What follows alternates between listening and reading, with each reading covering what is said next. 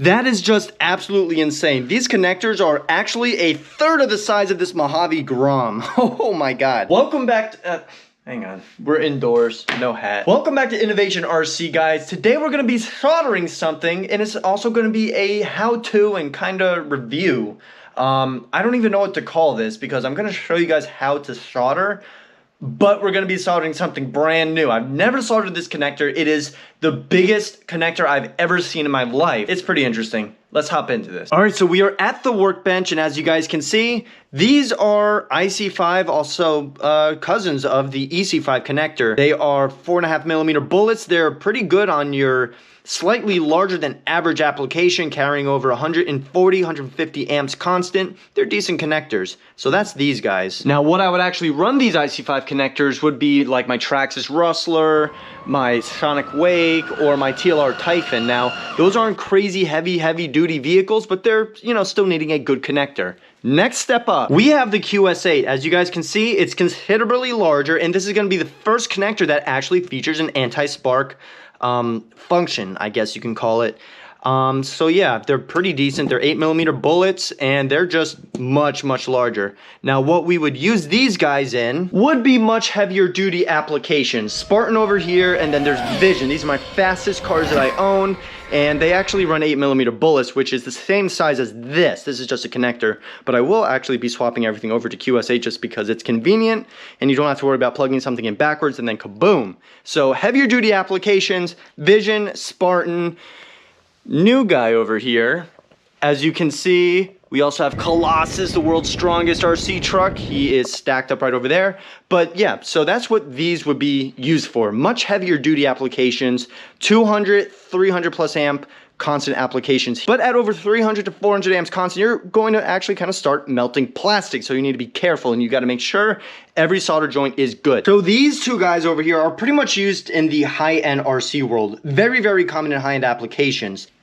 Look at that thing that I found. Jesus Christ. Now, this is a QS10 connector. Obviously, they're connected into each other, so unconnect them real quick.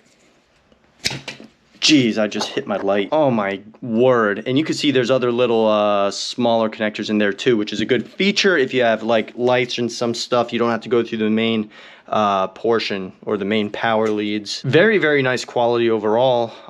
Yeah, so I found these online, and apparently they are significantly bigger, and I want to solder them. So that seems interesting. I've never seen any of these connectors soldered to, well, anything before, so I just have this practice 6-gauge Castle wire here. We're going to use this. We're going to solder it. That seems interesting. Make sure you drop a like and subscribe for more. And if you haven't seen Innovation RC on Instagram, make sure you check it out as well. We are going to be doing things behind the scenes, as well as special builds for people, other cool pictures, and things you may like, so make sure you check that out. All right, so I'm going to move these two guys over here. We don't need them.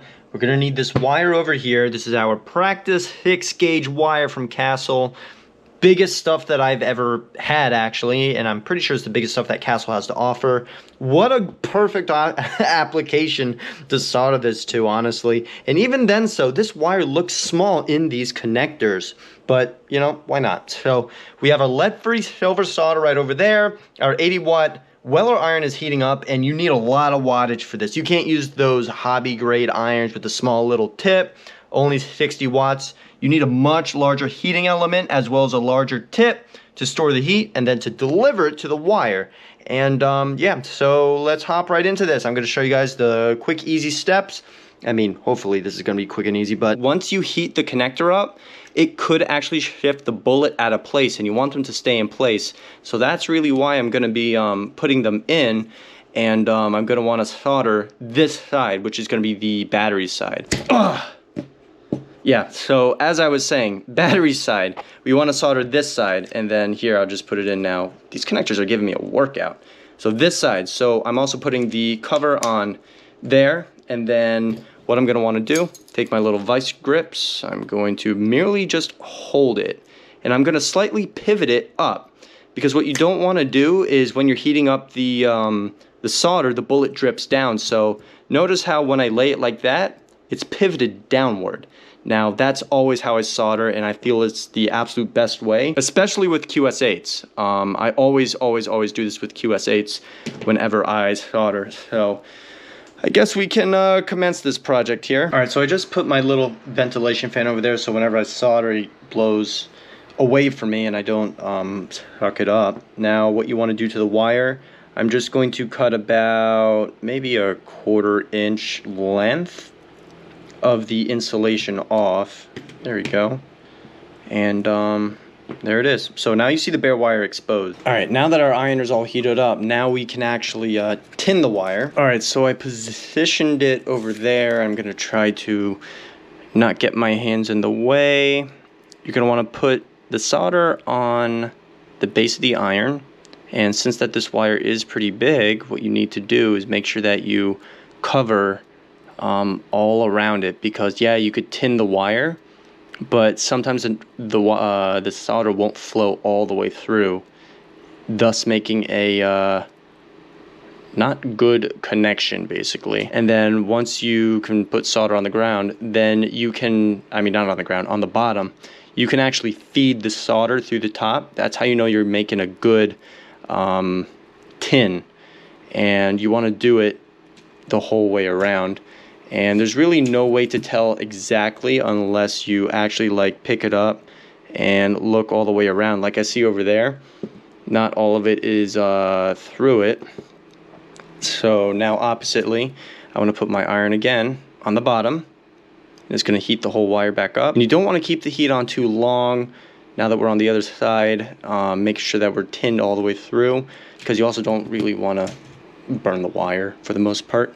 But there we go. It's not the cleanest kind of thing, but we know for a fact it is tinned all the way through. Ow, this is actually kind of hot. Yeah, so when this cools off, I'll show you what you should be seeing after you tin it. All right, so after it cools, what you should feel is that, oh, there's like, it's still going down, because the solder, based on the direction that you have it, it's going to flow down.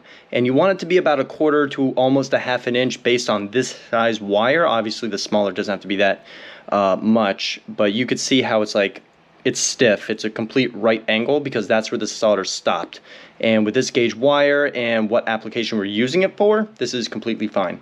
And now we have our tinned wire. I already did the other side off camera just because it's a little bit more convenient. All right, so now here we get up to the connector part. We have our wire over here, and I like using this little $2 clamp because it's honestly like a second pair of hands, and I just have it like this, and I like to have it basically exactly where it needs to go, just like that, directly inside, and it's just cake until you get it perfect. All right, so you guys can see I have my little handy dandy clamp with the wire already pre-tinned, have the other side tinned as well. And this here, the base of the connector is completely dry. Now, what you need to do, likewise, is also tin that. You want to make sure every single thing is tinned. It's basically pre-prep right before you solder. Now, I'm gonna just want to add the solder in, like so. Damn, this thing takes a lot of solder, holy moly. I'm kind of tilted back a little, and you guys can see it's just gonna fall back. Gravity's on your side, just remember that. And there we go. So now that we filled that portion up with the solder, what we wanna do is bring our little handy dandy wire and handy tool, bring it over here, and I'm gonna put the iron right on top of the wire because it's cool. This right here is exactly why you need wattage. Wattage is basically just electrical power. You just need a larger heating element to do this kind of job. And there we go, slowly getting into it. We add more solder to the top. Just like that. We were able to pretty much get the whole wire completely inside the whole solder bead, just like that. And that is just a real nice sight to see, honestly. Completely filled up to the top. This thing took a lot of my solder, geez. All right, so now what we want to do, we want to put this little thing on, the little collar. I believe that's what they call it. And now we're gonna flip. Reverse, basically.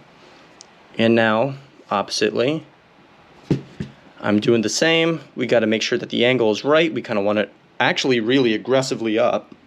So I'm going to go a little bit more aggressive than before. Probably tighten the vice grips because it wants to kind of come down a little bit. All right, so either way, what I'm going to do is use my little handy dandy metal fingers right here.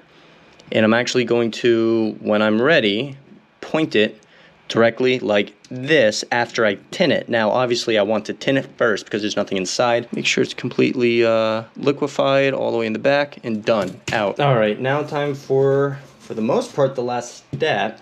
Make sure the tip of your iron is clean. You should see it reflecting off you. Prep work and the equipment is probably the biggest thing to making a successful solder. You need to know what you're doing before you do it.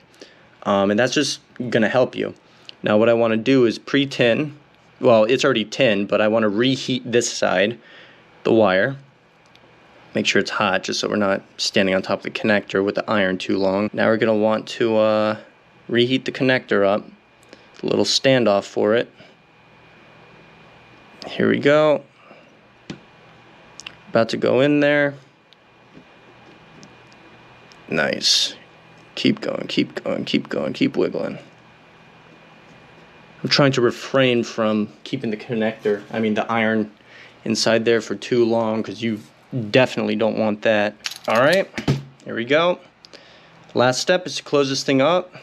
Well, actually, what I might do personally is just clean up the extra flux that you see. It's inside the solder, but a little bit of cleaning can't ever go wrong. But, done. That's it. Much easier to pull, I must say. That is a massive loop. This is the largest loop I've ever made in probably 17 years of doing this RC stuff. This is just insane. 6-gauge wire, that's ridiculous. All right, so this kind of feels cool to the touch now, but if you can see, you could see the little boogers that have been running down. That's the flux that's inside the solder, and you can see how it's kind of crisping up and kind of jumping off. Just want to go like that a little bit all the way around the wire. Now, I understand you just get done, you're eager to go out, but honestly, cleanliness is the biggest thing in my book. Oh my God, but it's getting everywhere. Well, what you do on the side, what I have right next to me is a little towel of degreaser or simple green. And what you do, you spray it into the towel, just like I already did here. Then you wipe it off. And it easily picks up any of the residue, this and that, so it's clean. Super duper clean and professional.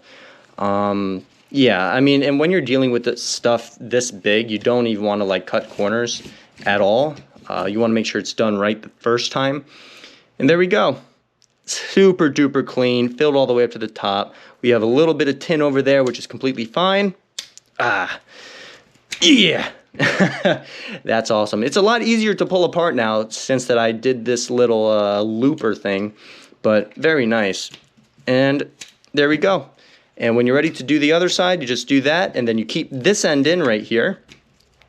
You do your vice grips on this end now, and then you solder away. Make sure you stay safe. This is 30 bucks, and I just soldered 6-gauge wire with lead-free silver bearing solder, so it already has a higher melting point than your standard hobby grade solder. This is a higher quality solder than what you can get in general, and it's going to hold up a lot better to higher temperatures. So it's harder to solder, let alone 6-gauge wire. And yes, so you need a good iron. I would recommend this one. It's only 30 bucks, and I've been using this for the last like 6 years. Can't go wrong. It's called, just look up 80-watt Weller.